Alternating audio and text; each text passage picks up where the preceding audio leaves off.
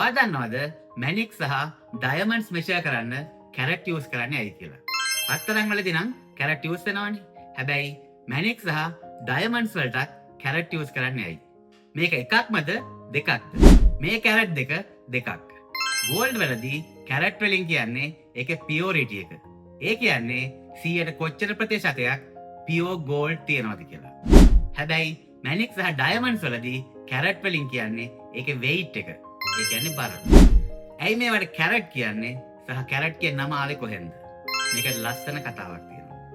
ඈත අතීතයේදී ජාත්‍යන්තර වෙළඳාමේ මූලස්ථානය වුණේ මැද පෙරදිග සහ මධ්‍ය ධර්මයේ මුහුද අවට රටවල්. මැනික් සහ ඩයමන්ඩ්ස් වල පරමනින්න වෙළෙන්ද පාවිච්චි කරේ කැරබ් කියන ගහේ කරල් වල ඇට. බැලන්ස් එකක් අරගෙන ඒක එක පැත්තකට මැනික් හෝ ඩයමන්ඩ් එක දාලා ඒක බැලන්ස් වෙන්න අනිත් පැත්තට කැරබ් ඇට කීයක් ඕනද කියන එකෙන් තමයි මේකේ බර කැරට් වලින් හොයාගත්තේ. ඉතින් කාලෙත් එක්ක මේ කැරබ් කියන වචනේ කැරට් උනා විතරක් නෙමෙයි ඒකේ බරක් ස්ටෑන්ඩඩයිස් වුණා. මෙට්‍රික් ක්‍රමයට කැරට් එකක බර මිලිග්‍රෑම් 200ක්. එහෙම නැත්නම් ග්‍රෑම් 0.2ක්.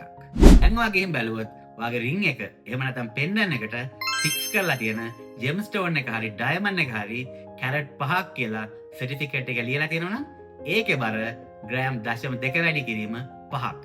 ඒ කියන්නේ ග්‍රෑම් 1ක්.